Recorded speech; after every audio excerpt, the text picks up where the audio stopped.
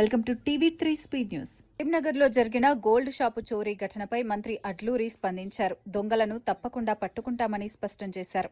ఈ ఘటనలో పాల్గొన్న నిందితులు బీహార్ రాష్ట్రానికి చెందిన వారిగా గుర్తించామని తెలిపారు. చోరీ సమయంలో షాపు ఉద్యోగులు అడ్డుకునే ప్రయత్నం చేయగా దుండగులు పిస్తల్తో కాల్పులు జరిపినట్లు వెల్లడించారు. ఈ ఘటన రాష్ట్రంలో భద్రతా అంశాలపై చర్చకు దారితీసింది. పోలీసులు ఇప్పటికే ప్రత్యేక బృందాలను ఏర్పాటు చేసి దర్యాప్తు వేగవంతం చేశారు. నిందితులను త్వరలోనే పట్టుకుంటామని మంత్రి ధీమా వ్యక్తం చేశారు. ప్రజలు ఆందోళన చెందాల్సిన అవసరం లేదని భరోసా ఇచ్చారు. ఈ ఘటనపై ప్రభుత్వం గంభీరంగా స్పందిస్తోందని చెప్పారు. చోరీ వెనుక ఉన్న మొత్తం నెట్వర్క్ను వెలికితీసే ప్రయత్నం జరుగుతోందని పేర్కొన్నారు. నిందితులపై కఠిన చర్యలు తీసుకుంటామని స్పష్టం చేశారు. ఆ దొంగలపై తిరగబడితే వారి దగ్గర ఉన్నటువంటి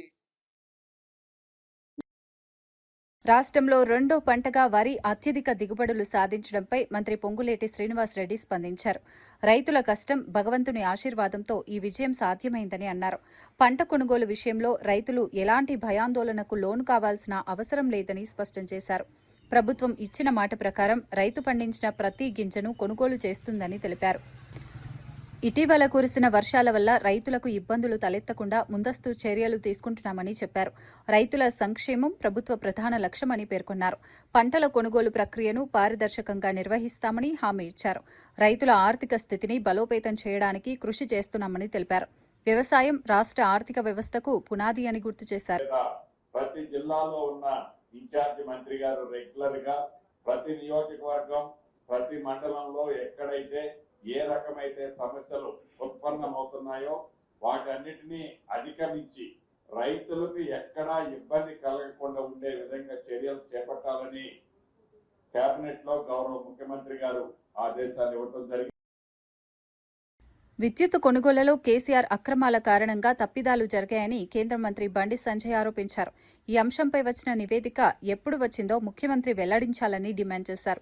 కేసీఆర్ కుటుంబంపై ఎందుకు చర్యలు తీసుకోలేదని ప్రశ్నించారు. ఈ అంశాన్ని దాచిపెట్టే ప్రయత్నం జరుగుతోందని ఆరోపించారు. సీబీఐ పేరుతో కేంద్ర ప్రభుత్వాన్ని బద్నాం చేయాలని ప్రయత్నిస్తే ప్రజలు నమ్మరని అన్నారు. విద్యుత్ రంగంలో జరిగిన అవకతవకలు రాష్ట్రానికి నష్టం చేశాయని పేర్కొన్నారు. ఈ విషయంపై పూర్తి పారదర్శకత అవసరమని సూచించారు. ప్రజలకు నిజాలు తెలియజేయాలని డిమాండ్ చేశారు. బాధ్యులపై కఠిన చర్యలు తీసుకోవాలని అన్నారు. రాజకీయ ప్రయోజనాల కోసం నిజాలను దాచడం సరైంది కాదని వ్యాఖ్యానించారు. ప్రభుత్వ అధికార సంస్థలున్నాయి అని చెప్పి అప్పుడు గుర్తురాలి కానీ ఈ సంవత్సరం బీజేపీ 5 రాష్ట్రాల ఎన్నికల విజయాన్ని పురస్కరించుకుని కోరుకొండలో ఘన సంబురాలు నిర్వహించారు. కంబాల శ్రీనివాసరావు ఆధ్వర్యంలో డోర్ టు డోర్ స్వీట్లు పంచుతూ ర్యాలీ చేపట్టారు. బాణసంచా కాల్చుతూ కార్యకర్తలు ఆనందం వ్యక్తం చేశారు. బెంగాల్, అస్సాం, పుదుచ్చేరి ప్రజలు బీజేపీకి మద్దతు ఇవ్వడం దేశభక్తికి నిదర్శనమని తెలిపారు. మమతా పాలనకు ముగింపు పలకటం ప్రజల నిర్ణయమని అన్నారు. ఈ ఫలితాలు దేశ రాజకీయాల్లో మార్పుకు సంకేతమని అన్నారు. రాబోయే రోజుల్లో తెలుగు రాష్ట్రాల్లో కూడా బీజేపీ అధికారంలోకి వస్తుందని ధీమా వ్యక్తం చేశారు. పార్టీ బలోపేతానికి కార్యకర్తలు కృషి చేయాలని పిలుపునిచ్చారు. ఈ విజయంతో కార్యకర్తల్లో ఉత్సాహం పెరిగిందని తెలిపారు. ప్రజలు అభివృద్ధికి ఓటు వేశారని పేర్కొన్నారు.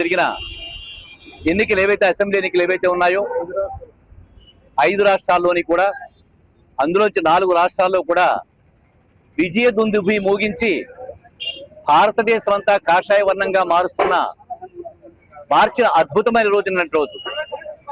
పశ్చిమ బెంగాల్ని భారతదేశాన్ని నాశనం చేయడానికి ముఖద్వారంగా ఉపయోగించుకుంటున్న మమతా బెనర్జీని వీకి మీద కాలేసి భారతీయ జనతా పార్టీ తొక్కిన రోజు ఈ రోజు. నిజంగా పైశాచికమైన ప్రవృత్తితోటి వెస్ట్ బెంగాల్లో తమిళనాడు ఎన్నికల్లో విజయ్ సాధించిన విజయంపై డాక్టర్ కేఏ పాల్ ఆసక్తికర వ్యాఖ్యలు చేశారు. టీవీకే పార్టీ 108 సీట్లు గెలుచుకోవడం ప్రజల తీర్పు అని అన్నారు. అవినీతి పాలనపై ప్రజలు ఇచ్చిన తీర్పే ఈ ఫలితమని పేర్కొన్నారు. తాను చెప్పించడంతోనే స్టాలిన్ ఓడిపోయాడని వ్యాఖ్యానించడం చర్చనీయాంశంగా మారింది. తనను అనుసరించే యువత విజయ్కు మద్దతిచ్చారని తెలిపారు. ఈ ఫలితం రాజకీయాల్లో పెద్ద మార్పుకు సంకేతమని అన్నారు. విజయ్ను భవిష్యత్తు ముఖ్యమంత్రిగా అభినందించారు.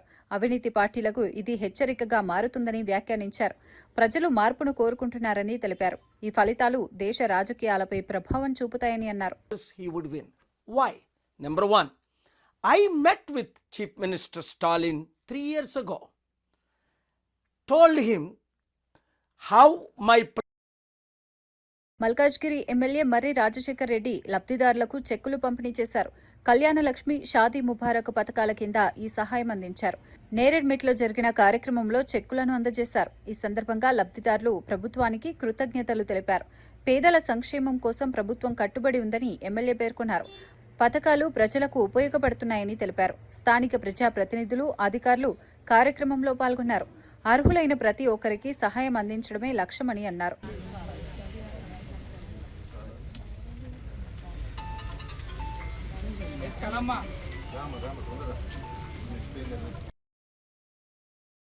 తమిళనాడు రాజకీయాల్లో కీలక పరిణామం చోటు చేసుకుంది. డీఎంకే పార్టీ ఓటమి నేపథ్యంలో ఎంకే స్టాలిన్ ముఖ్యమంత్రి పదవికి రాజీనామా చేశారు. ఈ పరిణామం రాష్ట్ర రాజకీయాల్లో పెద్ద మార్పుకు దారితీసింది.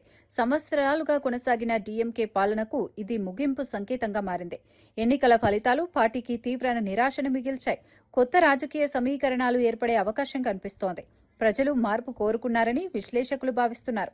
స్టాలిన్ రాజీనామా తర్వాత తదుపరి రాజకీయ పరిస్థితులపై ఆసక్తి నెలకొంది. రాష్ట్రంలో కొత్త నాయకత్వానికి మార్గం సుగమమైంది.